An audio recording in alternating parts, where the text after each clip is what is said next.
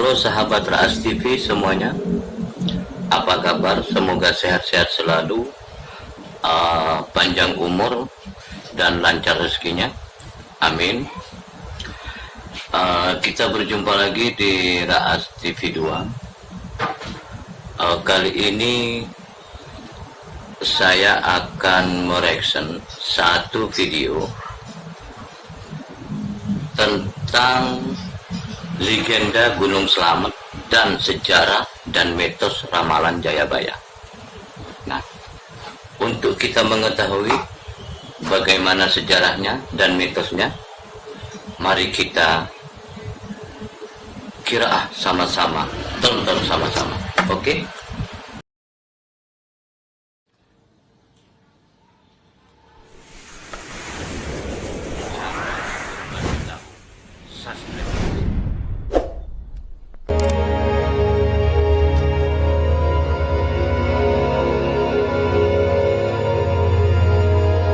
Memiliki ketinggian 3.428 meter dari permukaan laut, Gunung Slamet adalah sebuah gunung berapi yang terdapat di Pulau Jawa, Indonesia. Gunung Slamet terletak di antara 5 kabupaten, yaitu Kabupaten Brebes, Kabupaten Banyumas, Kabupaten Purbalingga, Kabupaten Tegal, dan Kabupaten Pemalang, Provinsi Jawa Tengah. Gunung Slamet merupakan gunung tertinggi di Jawa Tengah, serta kedua tertinggi di Pulau Jawa setelah Gunung Semeru. Kawah 4 merupakan kawah terakhir yang masih aktif sampai sekarang, dan terakhir aktif hingga pada level siaga pada tahun 2009 silam. Gunung Slamet cukup populer sebagai sasaran pendakian meskipun medannya dikenal sulit. Di kaki gunung ini terletak kawasan wisata Batu Raden yang menjadi andalan Kabupaten Banyumas karena hanya berjarak sekitar 15 km dari Purwokerto. Sebagaimana gunung api lainnya di Pulau Jawa, Gunung Slamet terbentuk akibat subduksi lempeng Indo-Australia pada lempeng Eurasia di selatan Pulau Jawa. Retakan pada lempeng membuka jalur lava ke permukaan. Catatan letusan diketahui sejak abad ke-19. Gunung ini aktif dan sering mengalami erupsi skala kecil. Aktivitas terakhir adalah pada bulan Mei 2009 dan sampai Juni masih terus mengeluarkan lava pijar. Sebelumnya Gunung Slamet tercatat meletus pada tahun 1999. Pada Maret 2014, Gunung Slamet menunjukkan aktivitas dan statusnya menjadi waspada. Berdasarkan data PVMBG, aktivitas vulkanik Gunung Slamet masih fluktuatif setelah sempat terjadi gempa letusan hingga sebanyak 171 kali pada 14 Maret 2014 dari pukul 00 sampai dengan pukul 12 waktu Indonesia Barat. Pada durasi waktu yang sama tercatat sebanyak 57 kali gempa letusan. Sejarawan Belanda J. Noordween berteori bahwa nama Slamet adalah relatif baru, yaitu setelah masuknya Islam ke Jawa. Kata itu merupakan pinjaman dari bahasa Arab. Ia mengemukakan pendapat bahwa yang disebut sebagai Gunung Agung dalam naskah berbahasa Sunda mengenai petualangan Bujangga Manik adalah Gunung Slamet, berdasarkan pemaparan lokasi yang disebutkan.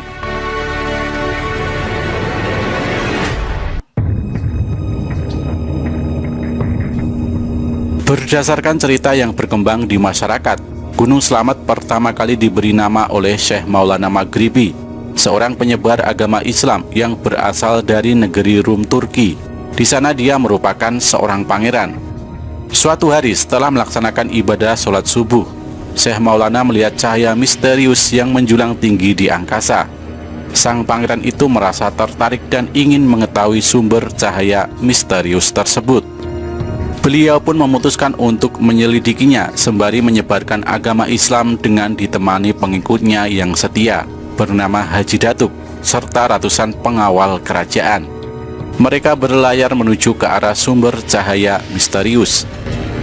Namun ketika kapal yang ditumpangnya tiba di pantai Gresik, Jawa Timur, tiba-tiba cahaya tersebut muncul kembali di sebelah barat. Dia pun memutuskan untuk ke arah barat hingga sampai di pantai Pemalang, Jawa Tengah. Di pantai Pemalang, Syekh Maulana menyuruh hulu balangnya untuk pulang ke Turki. Sementara beliau melanjutkan perjalanannya dengan ditemani Haji Datuk dengan berjalan kaki ke arah selatan sambil menyebarkan agama Islam. Ketika cahaya tersebut melewati daerah Banjar, tiba-tiba beliau menderita sakit gatal di sekujur tubuhnya, dan penyakit gatalnya itu pun sulit untuk disembuhkan. Suatu malam, setelah menjalankan sholat tahajud, Syekh Maulana mendapatkan ilham jika beliau harus pergi ke Gunung Gora. Setibanya di lereng Gunung Gora, beliau meminta Haji Datuk untuk meninggalkannya sendiri dan menunggu di suatu tempat yang mengeluarkan kepulan asap. Ternyata di situ ada sumber air panas yang mempunyai 7 buah pancuran. Syekh Maulana memutuskan tinggal di sana untuk berobat dengan mandi secara teratur di sumber air panas yang memiliki 7 buah mata air. Berkat kemanjuran air panas itu, akhirnya penyakit yang dideritanya sembuh total. Kemudian Syekh Maulana memberi nama tempat itu menjadi Pancuran 7. Penduduk sekitar menyebut Syekh Maulana dengan nama Mbah Atas Angin karena datang dari negeri yang jauh. Kemudian Syekh Maulana Maghribi memberi gelar kepada Haji Datuk dengan sebutan Rusuludi, yang dalam bahasa Jawa berarti Batur Kang Adi atau abdi yang setia. Sementara desa itu kemudian dikenal dengan sebutan Baturadi, yang lama-kelamaan menjadi Baturaden, yang dalam penulisannya menggunakan 1 R, yaitu Baturaden. Karena Syekh Maulana mendapat kesembuhan penyakit gatal dan keselamatan di lereng Gunung Gora, maka beliau mengganti nama menjadi Gunung Slamet.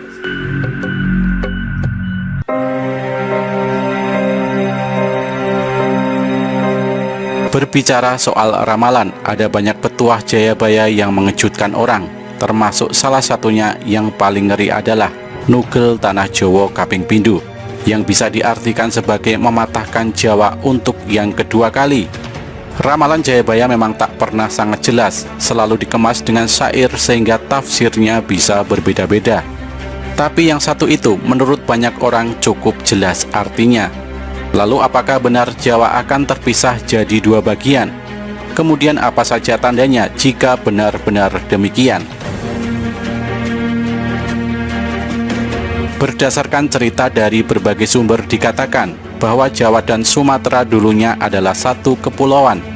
Selain bukti fisik, hal ini juga bisa dilihat dari cerita-cerita sejarah. Kemudian lantaran masih satu area, maka orang dulu menyebutnya Sunda Besar, atau mungkin ada yang bilang Jawa saja. Lalu apa korelasi hal ini dengan ramalan Jayabaya? Seperti yang kita tahu, Jawa dan Sumatera akhirnya terpisah karena beberapa hal, termasuk salah satunya adalah meledaknya Gunung Krakatau pada tahun 1883. Letusan gunung yang anaknya masih eksis ini memang luar biasa. Salah satunya membuat dunia gelap sementara karena abu vulkanisnya. Karena ledakannya pula akhirnya daratan yang menghubungkan Jawa dan Sumatera sekarang terpecah. Banyak orang yang kemudian mengaitkan ini sebagai realisasi dari ramalan Jayabaya soal Jawa yang patah. Alhasil tidak sedikit pula yang menyimpulkan jika petuah sang raja sudah terjadi sehingga kita bisa tenang. Tapi di ramalan disebutkan kata Kaping Pindho yang artinya 2 kali. Lalu apakah setelah pisahnya Jawa dengan Sumatera akan terjadi hal yang serupa? Wallahu alam bisawab. Ramalan Jayabaya soal Jawa yang patah juga erat kaitannya dengan Gunung Slamet.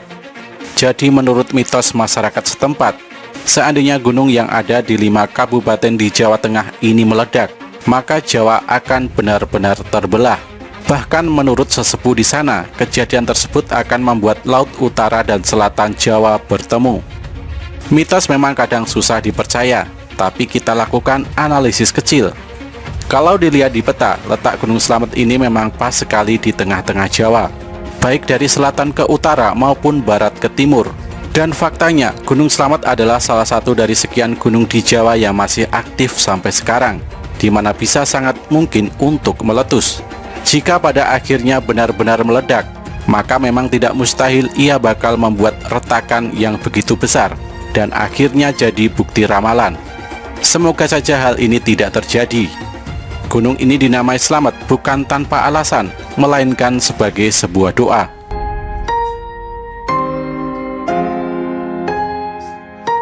Jika menilik kondisi geografis Indonesia, memang tidak dipungkiri Jawa mungkin benar-benar bisa terpisah jadi dua. Seperti yang kita pelajari di sekolah, posisi negeri ini terletak di cincin api Pasifik, di mana sangat rentan terjadi letusan gunung berapi. Tentu sudah banyak yang kita lihat sebagai bukti dengan ditambah fakta kalau gunung berapi tidak hanya meledak sekali. Entah kapan, mungkin akan ada masa di mana gunung-gunung aktif kita bereaksi sehingga memicu ledakan yang luar biasa, sehingga pada akhirnya benar-benar memecah Jawa jadi dua. Tentu kita tidak berharap demikian. Hanya saja jika berbicara secara probabilitas alias kemungkinan, hal tersebut memang mungkin terjadi melihat posisi Indonesia yang berada di tapal kuda ini. Membaca ramalan Jayabaya memang sama sekali tidak mudah, karena untayan-untayan baiknya penuh dengan kiasan, seperti ramalan Jawa Kalungan Wesi, yang diartikan orang-orang sebagai pulau Jawa yang terbangun rel sehingga mirip kalung. Soal Jawa terbelah juga bisa dipandang secara berbeda. Sampai sekarang masih jadi misteri tentang ramalan Sang Prabu soal pecahnya Jawa.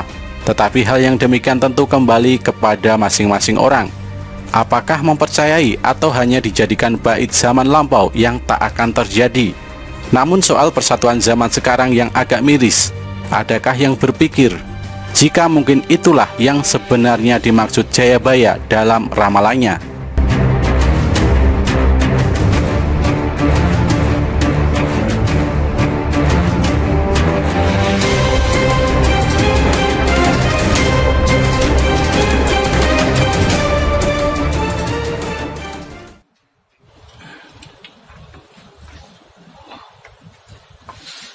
Luar biasa.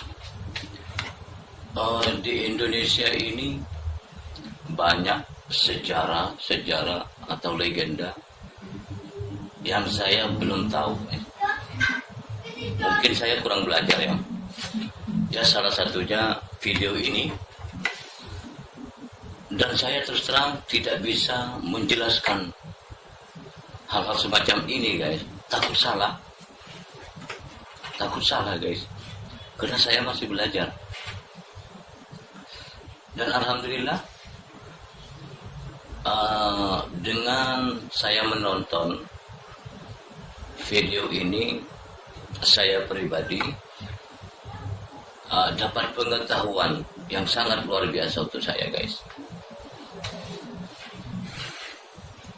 Dan saya juga berterima kasih kepada yang sudah merekomendasikan video ini untuk saya reaction. Namun benar dan tidaknya hanya Allah yang tahu, guys. Oke, guys. Kiranya sudah cukup. Sampai di sini perjumpaan kita. Kita akan kembali di lain waktu. Baik, wassalamualaikum warahmatullahi wabarakatuh.